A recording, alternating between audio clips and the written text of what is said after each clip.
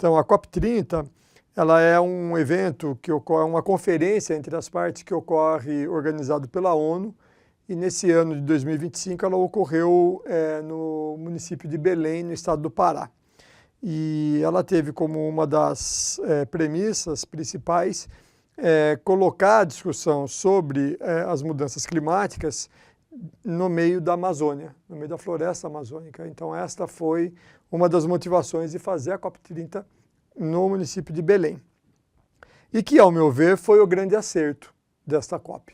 Levar os chefes de Estado, levar as entidades, sociedades organizadas, organizações não institucionais, mercado, para dentro de um município que está inserido numa realidade de floresta amazônica, que é um dos debates centrais deste tema das mudanças climáticas, porque ela é uma das partes interessadas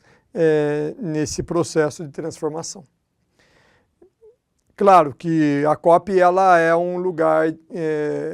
de natureza de conflitos e contradições, porque ela reúne pessoas, entidades, instituições que têm visões muito distintas. E esse é o papel principal da COP, num momento de democracia, reunir diferentes pontos de vista que não sejam polarizados e que proporcionem condições de debates e interações para que se chegue em pontos comuns, de interesse comum à sociedade.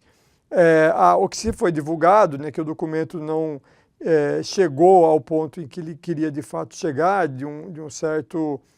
uma aplicabilidade mais imediata, é de fato um ponto negativo dos resultados da COP, mas não podemos ficar centrados só nisso. Ele é um degrau importante de pautas que não haviam sido colocadas em COPs anteriores. Então é óbvio que ele traz muitos conflitos, mas certamente esses pontos serão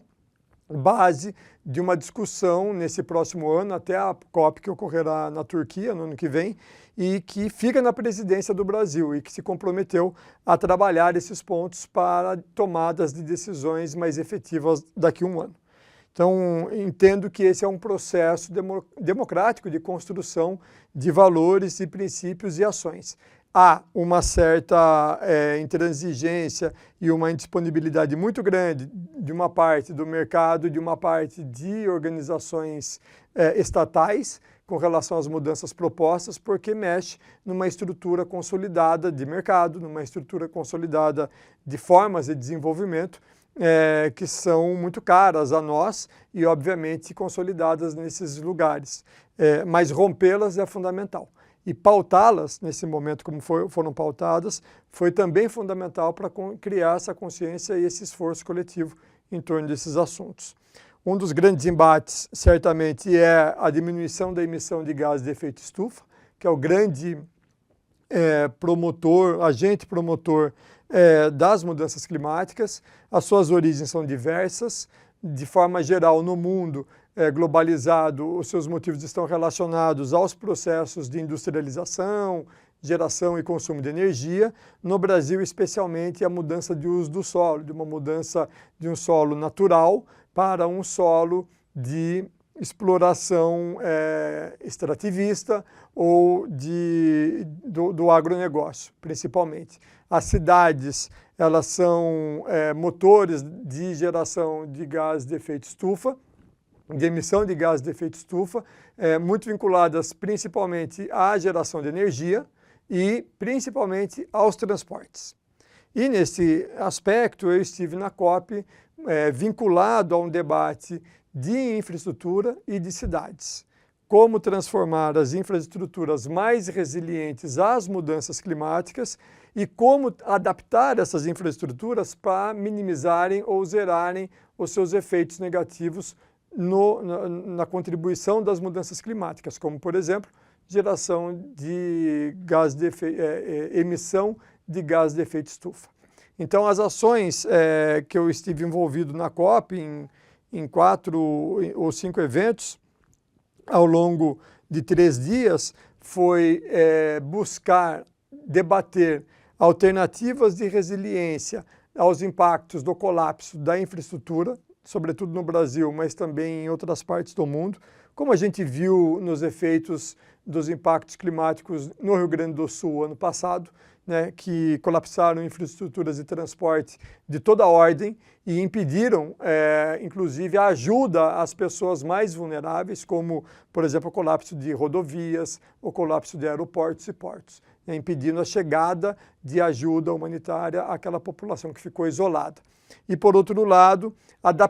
promover a adaptação dessas infraestruturas para que elas proporcionem menos geração de gás de efeito estufa ou que contribua para zerar essas emissões. Então, foram debates muito importantes, vinculados ao Conselho de Arquitetura e Urbanismo, liderados pelo CAL São Paulo, mas articulados aos conselhos regionais da região norte e ao Ministério dos Transportes, com quem o IAUSP tem uma parceria através de um acordo de cooperação técnica, e a CDRI, que é uma coalizão internacional vinculada à ONU, que busca alternativas de infraestruturas resilientes a desastres. Então, essas três pontas institucionais, CDRI, Ministério dos Transportes e o CAL, né, o Conselho de Arquitetura e Urbanismo,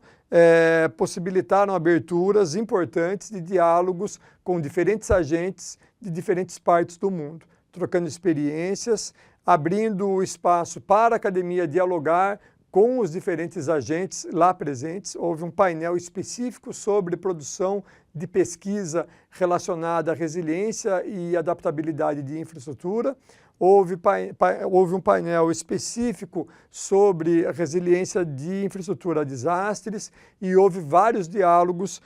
relacionados às diferentes infraestruturas habitacionais, de drenagem, de transporte, de saneamento e a própria infraestrutura verde e azul relacionadas à adaptabilidade das cidades a essas novas condições. O que eu vejo de dado importante nesse processo foi a discussão não exatamente de uma nova forma estratégica de tecnologias exclusivamente, mas uma discussão uma discussão relacionada a um novo tipo de sociedade. E, evidentemente, existem muitos grupos, pessoas, indivíduos, instituições que defendem essas novas formas de organização de sociedade, organização, sobretudo, para nós, territorial, espacial, né? E há, obviamente, aqueles que defendem a permanência de um modelo já consolidado, né? Nós, evidentemente, estamos atrás de um novo modelo de sociedade que esteja mais integrado com a natureza, que esteja mais integrado com os novos valores que estão pautados por esse debate das mudanças climáticas. Acho que um ponto muito importante e sensível que apareceu em vários pavilhões da COP e que eu particularmente acho muito relevante para nós no Brasil, é a importância de se pensar novos modelos de infraestrutura para cidades e para o desenvolvimento regional. Acho que pensar as novas formas de infraestruturas, sejam em diferentes escalas, sejam elas habitacionais, sejam elas de equipamentos sociais, sejam elas de transporte, saneamento, é fundamental porque elas são os elementos estruturantes da sociedade, das atividades da sociedade e são indicativos da qualidade de vida e de uma sociedade inclusiva. Quanto mais infraestrutura qualificada para o maior número de pessoas e, sobretudo, para o maior número de pessoas que estão em condições de vulnerabilidade ou de rendas mais baixas, maior é a condição de oportunidade que essas pessoas têm e de qualidade de vida que elas podem ter. Esse tema foi central e eu apresentei na COP, em 2 ocasiões específicas, os resultados das pesquisas desenvolvidas aqui no IAUSP a respeito das infraestruturas. São pesquisas financiadas pela FAPESP e pelo CNPq em diferentes âmbitos e que trazem o quadro mais complexo dessas infraestruturas, como elas são afetadas pelos impactos climáticos e quais alternativas nós podemos pensar para a sua adaptabilidade e resiliência. Especialmente defendemos a constituição de consórcios climáticos de municípios de pequeno porte, de médio porte, ao redor das infraestruturas e de uma autoridade territorial em diferentes níveis administrativos na escala da União, dos estados e dos municípios, que consiga agregar em nível regional, no nível regional, diferentes municípios de diferentes portes, que possa ter um trânsito de ideias e práticas para que nós possamos voltar a coordenar um planejamento integrado com as novas demandas que estão aí colocadas pelas mudanças climáticas.